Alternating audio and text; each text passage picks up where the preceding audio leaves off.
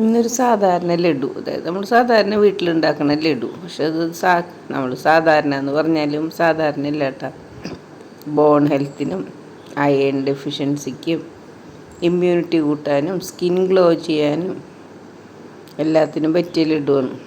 അപ്പോൾ ലഡു കണ്ടാൽ ചെറുതാണെങ്കിലും ഇപ്പോൾ നമ്മുടെ പ്രേമം സിനിമയിൽ പറയുന്ന പോലെ പവർഫുൾ. കണ്ടാലൊരു സിമ്പിളാണെങ്കിലും പക്ഷെ അത് പവർഫുള്ളാണ്. ഒറ്റ ലഡു അങ്ങനെ നല്ല കാലറീസുള്ള ലഡുവാണ്. അപ്പോൾ ഇൻഗ്രീഡിയൻസ് വളരെ കുറവുള്ളൂ. ഇൻഗ്രീഡിയൻസ് നമ്മുടെ തേങ്ങ ചെരുകിയത്, അതുപോലെ എള്ള്, കപ്പലണ്ടി, ഡേറ്റ്സ്, ഇതെല്ലാം ഒരു കപ്പാണ് എടുത്തിരിക്കുന്നത്. കപ്പ് എന്ന് പറയുമ്പോഴും ഓരോന്നിൻ്റെ അനുസരിച്ച് മെഷർമെൻറ്റ് വ്യത്യാസം ഉണ്ടാവും. പക്ഷേ 250 ml കപ്പ് നിറയെയാണ് എല്ലാം എടുത്തിട്ടുള്ളത്.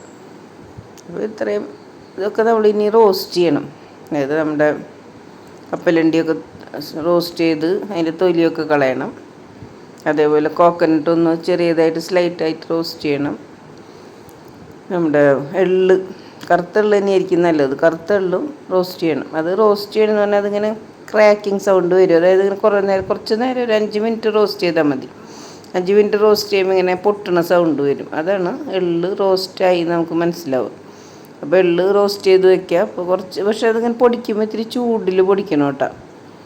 അതേപോലെ നമ്മുടെ ഡേറ്റ്സിൻ്റെ കുരുവൊക്കെ കളഞ്ഞിട്ട് ഗ്രൈൻഡ് ചെയ്ത് വയ്ക്കുക. അങ്ങനെ പേസ്റ്റാക്കി വയ്ക്കുക. പിന്നെ അതേപോലെ ഓരോ ഇൻഗ്രീഡിയൻസ് നമ്മുടെ കപ്പലണ്ടി, പീനട്ട്സ് ഗ്രൈൻഡ് ചെയ്യുക. അത് അത്ര ഇങ്ങനെ പൊടിയാക്കണ്ട, ചെറിയതായിട്ട് ഇങ്ങനെ പൊടിച്ചാൽ മതി.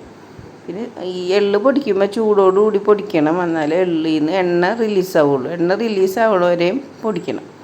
അപ്പോൾ ഇതൊക്കെ നമ്മൾ പൊടിച്ച് എല്ലാം റെഡിയാക്കി വെച്ചിട്ടുണ്ട്. ഇനി അടുത്ത പരിപാടി എല്ലാം കൂടെ അങ്ങോട്ട് മിക്സ് ചെയ്യാന്ന് പറഞ്ഞാൽ മിക്സിയിലിട്ട് തന്നെ മിക്സ് ചെയ്യണം. അല്ലെങ്കിൽ ഫുഡ് പ്രോസസ്സർ ഉണ്ടെങ്കിൽ അതിലിട്ട് മിക്സ് ചെയ്യും. എല്ലാം കൂടെ കുറച്ചിട്ടിട്ട് നല്ലപോലെ ജസ്റ്റ് ഒന്ന് ഇങ്ങനെ ഗ്രൈൻഡ് ചെയ്താൽ മതി. അപ്പോൾ എല്ലാം കൂടെ മിക്സ് ആയിക്കോളും. എല്ലാം കൂടെ മിക്സ് ചെയ്തിട്ട് ഇതിൽ നമുക്ക് വേണമെങ്കിൽ ഡേറ്റ്സിന് പകരം ശർക്കര ഉപയോഗിക്കുക.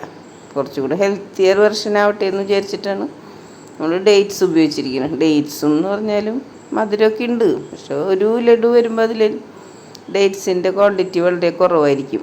നമ്മുടെ ഡയബറ്റിക് പേഷ്യൻസിനും വെയിറ്റ് ലോസുകാർക്കും ഒക്കെ കഴിക്കാൻ പറ്റും. ഒരു ഈവനിങ് സ്നാക്കായിട്ട് കഴിക്കാൻ പറ്റും. ഒറ്റ ലഡു എന്ന് പറഞ്ഞാൽ 102 കാലറീസാണ്. അപ്പോൾ ഒരു ഈവനിങ് സ്നാക്കിന് പറ്റിയ ഒരു ഫുഡാണ്. അതുപോലെ തന്നെ വേണമെങ്കിൽ ഒരു മിഡ് സ്നാക്കായിട്ടും ഉപയോഗിക്കാം. അപ്പോൾ ഒരു ലഡു ഇപ്പോൾ ഇത്രയും ക്വാണ്ടിറ്റി നമുക്ക് ഇത്രയും ലഡു കിട്ടും. അപ്പോൾ ഏകദേശം ഒരു ലഡുവിന് ഏകദേശം 102 കാലറീസും കിലോ കാലറീസും പ്രോട്ടീൻ 2.6 ഗ്രാംസാണ് വരുന്നത്. പിന്നെ ഈ ലഡു നല്ല ടേസ്റ്റിയാണ്. അപ്പോൾ മൺസൂൺ സീസണാണ്, അസുഖങ്ങളൊക്കെ പിടിപെടാനുള്ള ചാൻസ് കൂടുതലാണ്. അപ്പോൾ ഇതൊക്കെ ഉണ്ടാക്കി എല്ലാവരും നല്ല ഹെൽത്തി ആയിട്ടിരിക്കണം.